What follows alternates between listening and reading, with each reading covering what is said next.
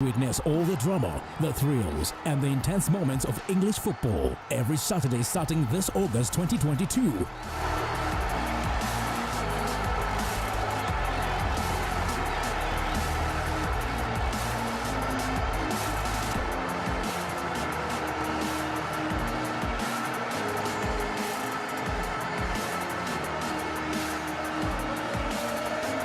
EPL ko NBS Sport. Brought to you by low dust retention, long-lasting colors, and a smooth, low-sheen finish.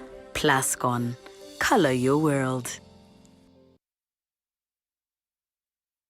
Feel like a little Waikibenda? Noaji on Tare? Then open your Afro mobile app, go to options section, select radio, find the station that best suits your current mood, click on it and enjoy life without missing a beat. Take a piece of home with you, anywhere and anytime. Afro Mobile. The future is now.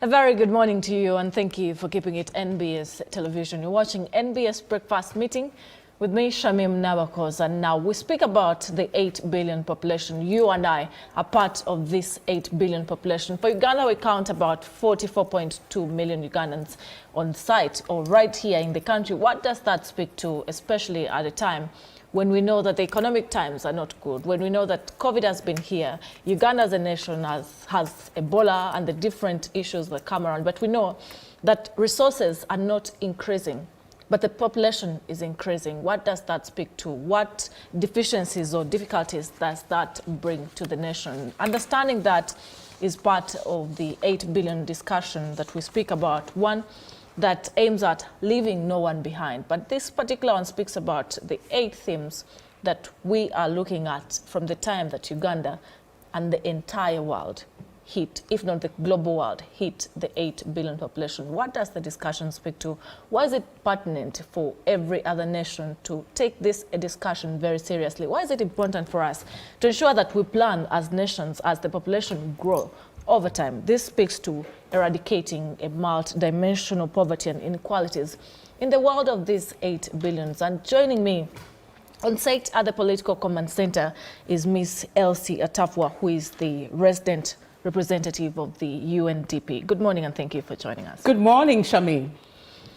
Where I want us to pick from in this discussion, certainly the minister will be joining us later on, who is the Minister for Local Government, Honorable Raphael Majosi. But where I want us to pick from, the population is growing, and certainly in a few years, if not 20, it will have increased. The resources are not increasing. The pressures on resources is rather doubling, if not tripling over time. I want to pick from the understanding of UNDP, what for you this means for Uganda as a country, but also the global world. What does the 8 billion mean? So first of all, Shamim, it's a pleasure to be with you in the studio this morning. I think this is the first time we're connecting, and I just wanted to say a very big thank you to NBS Television for having me here in this very studio, because I think this is the first time I'm also coming to this particular studio here. You're welcome. Thank you. And to extend great appreciation to our sister agency, the United Nations Population Fund, UNFPA, and my sister Mary Otieno, who has facilitated these conversations around the 8 billion population. So congratulations to us all for celebrating the 8th billion person on Earth. And so what does it mean for us as we have this conversation? And pretty much let me try to re-echo what our United Nations Secretary General, Antonio Guterres, said, that we should use this moment to celebrate advancement in technology, advancement in medicine, advancement in education, but also to celebrate diversity. And as we do this in particular, he's also telling us that we also have to be conscious around the responsibilities to the planet. In other words, as we have a growing population, there's impact on the planet, and therefore what we do responsibly about this. So in terms of where we sit as UNDP, this is not only about the numbers, it's also about the rights and the choices that we make. In other words, what are we providing for the 8 billion people and what are the choices? From where we sit, we also want to appreciate the advancement that has come in education. I think we've seen education improve over time. We have seen life expectancy improve over time. We have seen health improve over time. But we also see, coming back to the conversation around multidimensional poverty and how to really reduce it as we see the population grow. And this is very important for us because in 2019, Shamin, we had a report which talks about beyond averages, beyond the numbers, beyond incomes. How do we make sure that we improve on multidimensional poverty issues? And so that's where UNDP comes in. And for us, as the numbers grow, as we celebrate the population, we need to look at not only the incomes that people get, but also how do we have access to education, access to health, access to a number of things, even digital innovations and transformation in this regard. So for us, it's going to be about what we look at in terms of the structural transformation that needs to come out in Uganda and in the world to make sure that we have choices for people across all the SDGs from 1, because this multidimensional poverty focuses in particular on SDG number 1, but we also have to look at the 17 SDGs and how we improve across board. That is going to be important for us as a development agency and indeed the world as a whole. And indeed for Uganda, I mean, income poverty stands at 20.3. But multidimensional poverty is 41.2. And therefore, you can see that there's a gap between the income poverty and the multidimensional poverty. So income poverty, we can say it's low, but multidimensional poverty is very high. And therefore, we have to work across in terms of investment in human capital, investment in education, livelihood, social protection, and many others. So from where we sit, it's really an exciting time from a development point of view, but there's more to do. As a continent in Africa, but also as a global population. Where does that mean that leaders should begin from? For a nation like Uganda, we know that in the recent times, we've had COVID, we have Ebola, we have an economic crisis. The situation of everything has not yet settled, especially due to the different forces that come through. And this alone has affected the population. Even when the population is affected in terms of living, it is growing. And that then brings a lot of questions on how sustainable, how the rights of that population have to come out in the play. Where should a nation or a country like Uganda focus in this line? We know that the population we are dealing with, most of it is youthful. How should we refocus to ensure the rights are achieved as is, but also the multidimensional poverty we're speaking about, if not reduced, is handled? So first of all, let me acknowledge the progress that the government of Uganda, indeed, development partners are making here in Uganda. I think the Vision 2040 and the National Development Plan 3 sets the context of what Uganda wants to do and which we all rallying around. So I wouldn't say refocus necessarily. I just want to say that we have to accelerate what needs to be done. And I think there are a couple of things that come to mind. And when I reflect, you talked about COVID, Charmaine, when I reflect on our recent Human Development Report, which talks about uncertain times that we are in certain times, COVID, now we have Ebola, we had the Ukraine war, and unsettled lives, what do we have to do? And I think we want to highlight 3 things that are important, and that will cut across all the things that are mentioned in the NDP3. The 3 things are investments, which is going to be important for us to move forward with. The second thing is on innovation and what we do with innovation moving forward. And in doing that as well, I mean, and the infrastructure that we provide as well in terms of addressing things across board. But I'll say that this will call for multiple pathways. There's no single bullet that you would say Uganda needs to refocus on this thing. But a couple of things I think are pretty much straightforward that we can all rally around. We need to go back to the question around human capital, investing in education and quality of education. It is going to be important for us to really look at the human capital in terms of our investment in that space, both investment in young people, but even adults. And we need to look at this across board. But also the other thing that I thought I would also highlight is the fact that we need to reflect much more strongly in terms of how, because the subject matter we are discussing, Charmaine, is also leaving no one behind. Who are we leaving behind? The Wananchis, the young people, the women, the children, the persons with disabilities. So how do we look at inclusive and sustainable development pathways? In other words, if we are looking for growth and in growth in sectors, how is that growth inclusive? Is it bringing young people on board?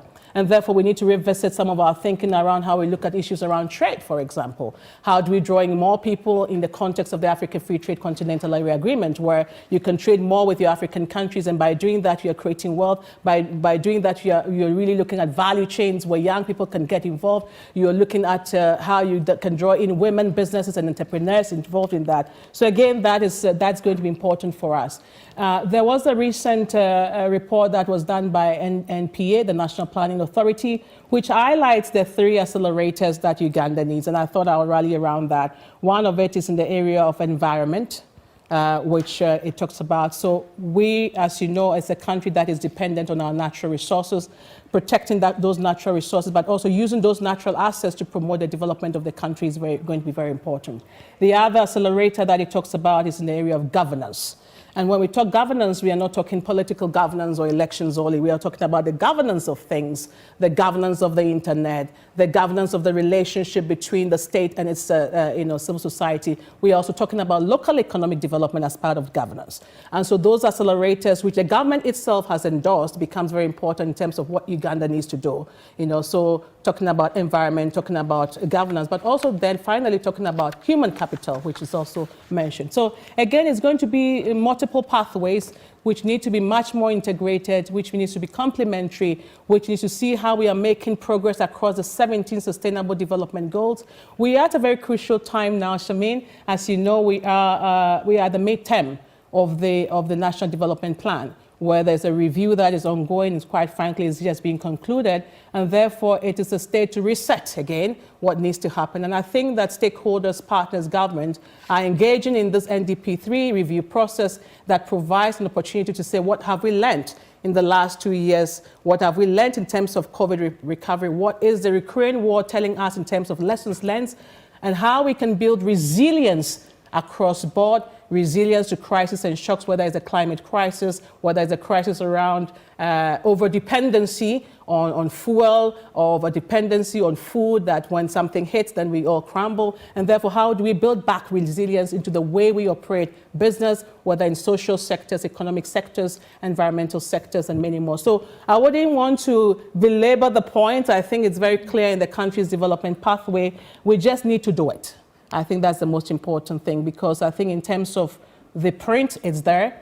The policies are articulated, the programs have been articulated. We have the program implementation action plans that the government has put together, which we are all rallying around, but we need to invest, and we need to monitor that investment. And I think the parish development model also provides perhaps a new impetus for us to reflect on how we take development to the local level and make sure that the average person, the Wananchis, the youth, the women, the persons with disability, the elders that we are leaving behind are brought back again into the development space. So it's a question of inclusive pathways implementation, question of investment, innovations, insurance, and building capacity for the young people. Exactly. Because certainly we know they are the future. Exactly. But then the question comes on how, even with all these programs that we have seen, take for instance, we've had a number of government projects, if not government programs, that have come, aiming at eradicating poverty,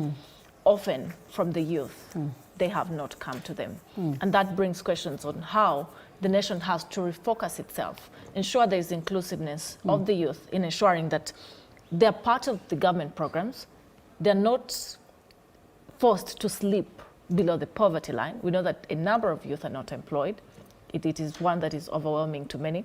But we want to understand, how should Uganda as a country, from you as stakeholders, should focus itself and ensure that even with these billions of population we are speaking about, even with the population as young as Ugandans, the people in Uganda have their rights served, have had human capital build up, and the capacity to perform is lined up.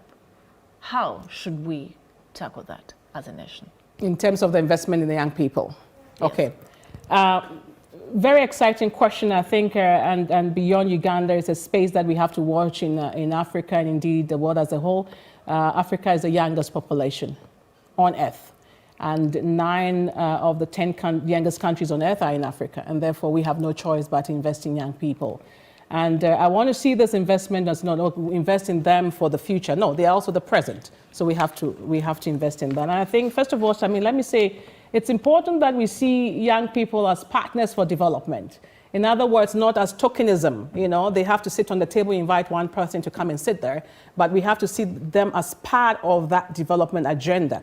And if the continent and indeed Uganda would move forward, it is that investment and it is that innovation, it is that really putting the efforts around the young people. So what are some of the reflections that I do have? And I don't want to repeat myself on some of the things I've said already, but let me touch on a few other areas that I think are quite important for us to reflect on. First of all, it's important that we provide them with incentives to flourish. And incentives can take different forms, and I think we have to be deliberate about that. As UNDP, we have 2 years ago, we were humbled when His Excellency the President launched one of the products that we do have, which is the Youth for Business Innovation and Entrepreneurship Facility.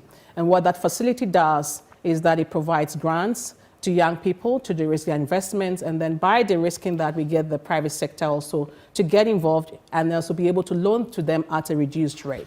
Now, we're beginning to see that this sort of investment that we have provided is leading to young people creating jobs for other young people. And therefore, the multiplier effect is great, and we're already seeing jobs, maybe 50,000 jobs and 100,000 jobs, or about 100,000 jobs that have been created already. What am I saying? We need to be able to provide, you talked about government programs. How are those government providing the right incentives to the right people?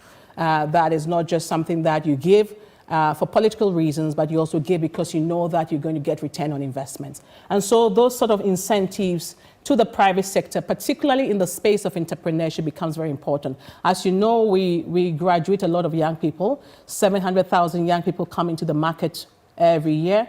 Only a few can be absorbed by the public sector, and therefore that investment in the space of entrepreneurship, in the space of private sector investments, and how we repackage instruments to support young people becomes very important. The second thing that I wanted to talk about in terms of what we can do, it's very critical. It's in the space of local economic development. Again, it's very tied into the sort of incentives question. But at the end of the day, where are the value chains, the agriculture value chains? At the local level, they are in the parishes. How are we going to invest to ensure that young people are able to find jobs there? And I think in terms of manufacturing, facilitating production at that level, recently we were having conversation with URA, the Uganda Investment Authority, and saying that as we even have industrial parks, Shamin, those industrial parks should have spaces where young people can create businesses at that local level and also be able to support. So again, local economic development that is filtered through the lens of the young person becomes very important. The other thing that I wanted to talk about very briefly is universal access to energy. And this is very important because the energy question, I know that there's been a lot of debate internally, even in Uganda here, on the kind of energy we are going to use to propel our industrialization.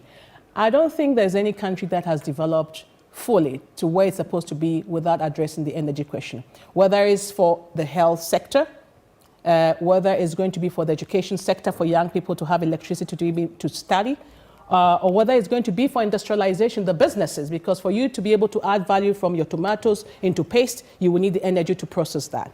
And therefore, access to energy becomes very important. How energy is priced is going to be very important. How we are able to utilize Uganda's natural resources and energy resources to propel the development of the country becomes important. Again, you cannot decouple energy from youth, because when you invest in that space, young people also benefit, their education, their health, their businesses are all involved. But I think one of the things, Shamin, that COVID has done is that COVID, in spite of the impact, the negative impact of COVID, we've also seen that COVID has thrust us into the fourth industrial revolution. In other words, we have seen innovations and digital innovation that we have never seen before. During our own time, during COVID, we had a partnership with Jumia. For the first time, we said, how can the market women sell their tomatoes, their peppers, their onions There are matokes online. And we had to be creative about it in terms of getting the market women access to the platform with our partnership. And what have we seen? We've begun to see how farmers are connected online for the first time. Young businesses are connected online for the first time.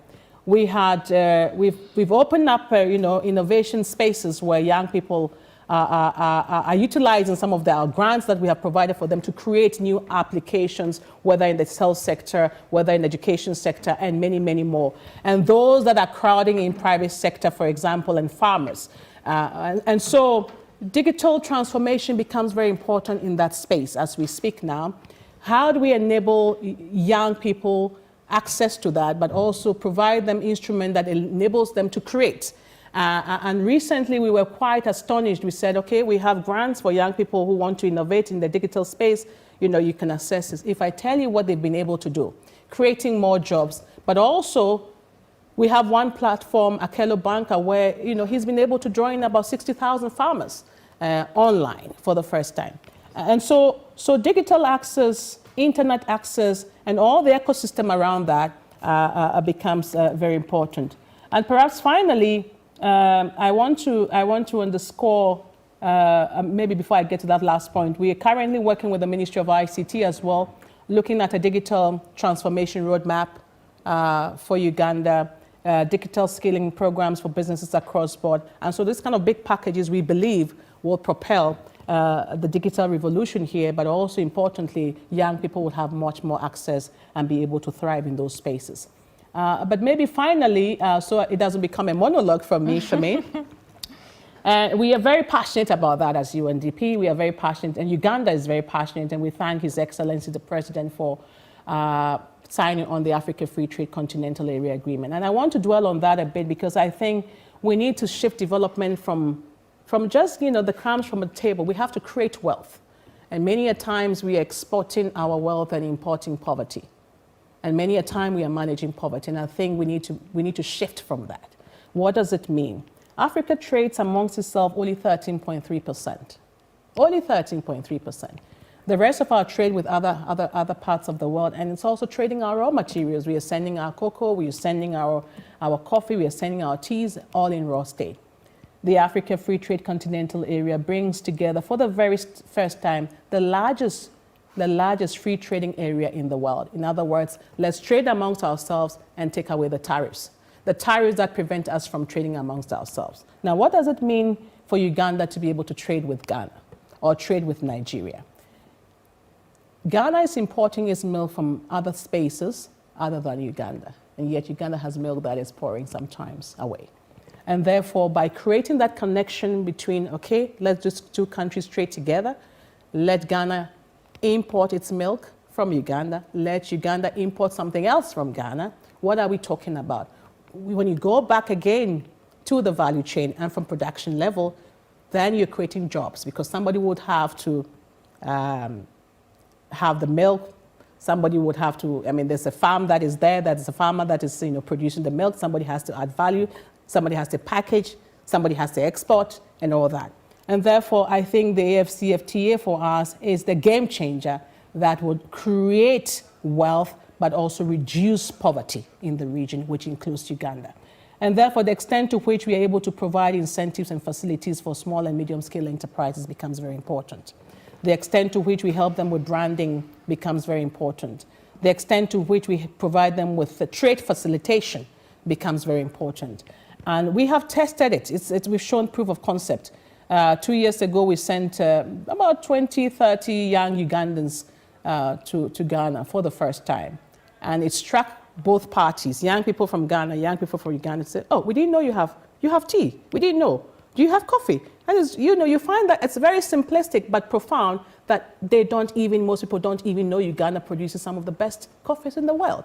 So again, those sort of trade pathways for me becomes very crucial in terms of how we can help young people, particularly those in the small, medium-scale enterprises. So let me leave it at that for now in terms of what we can do to support young people. But it's going to be all of us putting our energies behind African young people who are smart, who are creative, who will have the energy to drive and propel the future of development in Uganda and in Africa. So from the partners, it looks more evident that there is will to ensure that the population, especially that of the young people, is helped to move out of the different challenges as they come. And it's for a fact that we know there are sub-regions, if not regions, in Uganda. Take, for instance, the Busoga sub-region, where the poverty line is worrying for the individuals there, the people that still live below the dollar. And it is for a fact from the different research. And we want to understand what most of these challenges bring is what we have seen as teenage pregnancies, of which most of the teenage mothers have had issues equally to give birth. The issues that are breeding violence within the communities, and a lot more. We're dealing with some of the population that are not learned, that are not educated. How do stakeholders, you as individuals, to help these populations, engage them? You're dealing with a population that is not learned. You're dealing with a population that lives on hand to mouth daily, sometimes failing. How do we help as the population grows itself? How do we help involve them in every other program that calls for them to move out of the poverty that is affecting their way of life, that certainly affects even educating the children that they would have? When you live below $1, it's hard for you to afford education for a child that you give birth to, but you can afford oftentimes to give birth even another year. So if I understand the question, I think it's a two-part question. First of all, how do we help populations in get out of poverty, more generally speaking? And you touch a bit on the teenage pregnancy part as well. So that's, if I understood. So it's a two-part question. And I think, Shamina, I think I'll be repeating myself on a number of things, but let's say, how do you get people out of poverty, and I think it has to come back to some of the basics, as I said, of development. It can no longer be tokenism. We want to give you this, and then, but it's more, how do you work with them to identify where the needs are, and therefore how do we have a development solution to it collectively? I think one of the things we need to move away from is dictating what needs to happen to the people, but rather working with the people to find a development solution. Recently, as UNDP, we have launched what we are calling the Accelerator Lab. The Accelerator Lab is a sort of a lab. It's not a physical lab per se, but it's more on the methodological approach to development. How do we do development in the 21st century in a way that is more meaningful and impactful? And so that, in a way, is creating a space where we are working with different partners, and sometimes not the ones that you would always go for, to be able to say, give us insights into where the needs are, give us insights into where we can make impact. And I think this is then some of the, I would say, transformational products that we have come out with, whether it's on the Jumia, whether it's on and some of the work we have done with Mulago Hospital and many others. It's because we engage non-traditional partners in many ways. So first of all, the development agenda needs to move away from, we have come with a program, we are giving you a program. It is more about, how do we work with you to find a development solution to something that, or where the needs are. And I think that nuanced approach to development becomes very, very important. The second thing, in terms of how do we get people out of poverty and engage them, I think we need to move away from the symptoms to the causes. Why is it that this has not been working for 10 years? Why has it been that this has not worked for 20 years? Why has it been that 50 years down the line, 60 years down the line, for many of our countries in the region that have gained independence, we're still wallowing in poverty? We need to go back to address some of the structural constraints to development. And that will require that we work with the people. That will require that we work across board with governments, with civil society, with young people, to be able to find development solutions that address the causes. And so addressing the issues around poverty would require those sort of nuanced approaches to the way we identify the challenge, but also we find the solutions to them. But perhaps thirdly, we need to involve all kinds of partners. I mean, look, we have the Ebola before our eyes now. One of the things that we have been doing, for example, how do you engage the religious leaders in finding the solution to it, and the traditional leaders and the cultural leaders, which means that we have to begin to go a lot more also with those who have influence in terms of thinking on our people. Many of us are in church or in the mosque one way or the other. You have very few agnostics or perhaps atheists in Africa or in Uganda here. And therefore, how do you then work with those who help to make those decisions in many ways? But coming back to the question around the teenage pregnancy, which is a very profound one for us, we know that an estimated 300,000 young people are being left behind due to teenage pregnancies, which have resulted in school dropout as a result of COVID, which has also eroded the progress. And we would have most likely a generation that will also be impacted by it, and we go through that sort of cycle of poverty again. So what can we do in terms of prioritizing some of the needs? And we are very passionate about it as a UN family. Our teams, UNFPA, ourselves, and UNICEF, and many others are working very strongly, and of course with the United Nations resident coordinator and her office as well around this.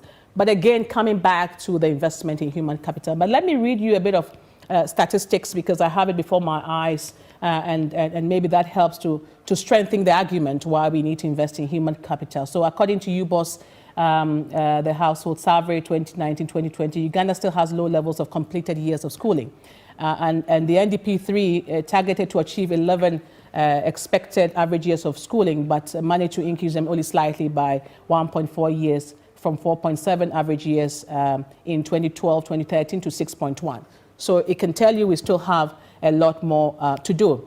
In 2019-2020, about 4 out of every 10 which is 39%, had some primary education, and 1 out of every 10 persons completed primary education. So again, the statistics are stuck, and I won't go into everything. So we need to invest in human capital. We also need to try to now provide some sort of, I would say, education bridge programs for some of the school dropouts. Not everybody is going to go back into school. What are we going to do with them? What are the bridge programs we put together? Those of them who are in businesses or intend to go into businesses, do we have facilities for those young people? But I think what is also important for me is that we need to begin to look at the institutional dimensions, the institutional strengthening. In other words, before we get to this stage where somebody has dropped out, we have to work back what happened and what didn't happen. Okay, and therefore, how do we strengthen institutions, public institutions, private institutions, but even institutions such as the church or and others, to be able to take much more control in terms of our engagement with them, and how do we mainstream them, issues around the rights of young people, issues around addressing gender-based violence into the institution from a policy point of view. When civil servants, for example, are graduating from the Civil Service College, and we've had some fantastic work done with the Ministry of Public Service on that, to say, can you have a program dedicated, for example, around issues around addressing gender-based violence, of which teenage pregnancy, if it's unwanted, is part of it. And so those sort of integration of teenage pregnancy, risk mitigation measures, gender-based violence into institutional aspects, and therefore, by extension, pushing forward the development agenda becomes very important. Awareness raising, making sure that we are aggressive around sharing the information across board, and therefore making everybody aware that these are the trade-offs. We're going to create a generation where we're going to be in the cyclical poverty if we don't address it now. And I think that awareness becomes important for people to understand the issues, but also understand the trade-offs thereof. But I think finally, we should put in the right protective policies for young people. Social protection measures becomes very important in that space. But we have a great population, and we need to support them, especially the young people who have become pregnant during this COVID time. So let me just say that from a development point of view, we can't be doing the same things and expect different results, Shamin. We need to be disruptive, for the lack of a better word. We need to be disruptive in terms of our thinking about development. It is not possible that countries like Uganda, Ghana, Nigeria, all African countries, it's not possible that we have everything it takes to prosper. We have the land, we have the water, we have the sun, we have the people. and yet still we're talking about poverty 50 or 60 years after independence, and we have to ask ourselves why.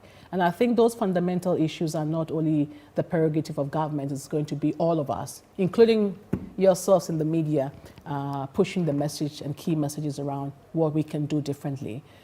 Instead of finger pointing, let's also come around the table and say, what is our collective responsibility? How do we push forward the Vision 2040? How do we move forward the NDP 3 implementation? How do we look at the SDGs across board, integrated manner? And how do we make sure that, again, leaving no one behind? As we celebrate the 8th billion person, it is not so much about the numbers should be high or low. It's going to be about the rights. It's going to be about the choices that we make. And those choices that we make must be choices that advance the development agenda of Uganda. Thank you very much for sharing with us. Certainly we want to pick your closing remarks, or remarks that you would want the population as is and all stakeholders to pick from and ensure they're intentional in executing that. Well, so let me come back to the conversation today as I conclude, and first of all to thank you, Charmaine, for quite a spirited conversation this morning, and NBS Television, and certainly to our sister agency, the United Nations Population Fund, for availing us the opportunity as a UN family to have this conversation. So what are some of the reflections that I have? I think the subject for the conversation today is leaving no one behind, and how do we address the issues around multidimensional poverty. So I just want to come back to the point of who are we leaving behind? And why do we have to be why do we have to do a lot to make sure that we do not leave them behind? So I think I'll come back to the need for us to invest in young people, to invest in those who are vulnerable, invest in women and girls in particular as we celebrate this 8th billion population, so that the investment in the Wananchis, I think for me, is going to be critical. And our recent Human Development Report, as I said, is talking about, uncertain times, and we are in such uncertain times and unsettled lives. It's going to be a combination of investment. It's going to be a combination of innovations, how we innovate in technology, but how we innovate in the way we do business, but also how do we provide the right insurance, if you call it so, social protection measures as well, for those that we are leaving behind. And so that for me will be much important. Again, we have to fix our eyes that we need to go beyond the averages, we need to go beyond income, and we need to look at issues around multidimensional poverty. So we can still be low as a country or as a continent in terms of the income poverty, but multidimensional poverty, like I said, in the case of Uganda, it's more than 40%. So in that case, then we need to go back again to address the dimensions of multidimensional poverty, which is more on the social sectors, education, we're looking at lifespan, we're looking at health and all that. So I'll just say that as we work together, the development agenda is one that we can be able to push forward and accelerate here in Uganda, and therefore let's work together. And we as a UN family, we pledge our support and our continuous investments. We're bringing our assets together, our comparative advantages, our complementarities as a family to offer our support together with other development partners, including yourselves in NBS and others, to push that development. But the future is bright, and I think we should look at the glass half full and not empty. And so as we celebrate 8 billion,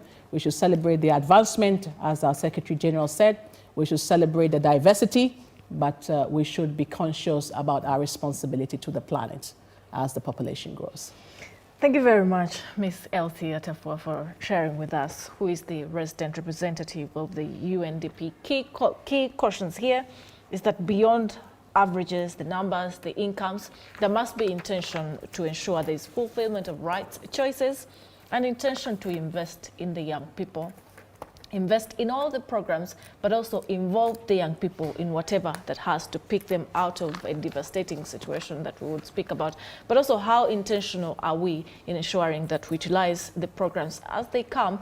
We also utilize them to the intentions of achieving out something that is good for the population. Now, that is a question of inclusiveness, both from the partners, from the government, and the general population as is. It's not a question of who will invest where and do what. It's a question of collective responsibility for the country as is. And 8 billion comes with a lot of pressure, but it's a good thing that the population is growing. While it grows, It's a caution for us to ensure that the much that it grows is the intention that we put in to invest in the nation as is and the human capital of the people in this country. Good morning.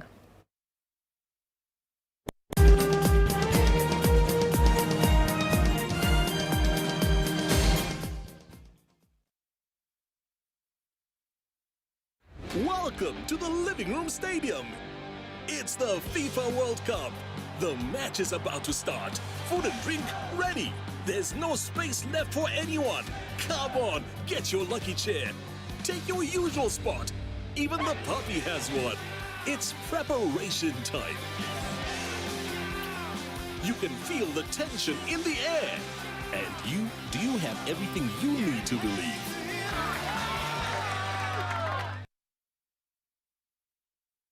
Economy yangu mibiri mwabiri mubiri. Mujirabie. Wanna blood chogereko. We know the year's been tough, and we want you to end it on a high. That's right. That's why 106.1 Next Radio is bringing you a chance to do all your Christmas shopping on us in the Next Radio Christmas Dash in partnership with EcoMart Supermarket, Chihuahua. Tune in to 106.1 Next Radio all day and call in when you hear the Next Radio Christmas jingle. Dashing through the store on a grocery shopping spree. Guess who's gonna pay?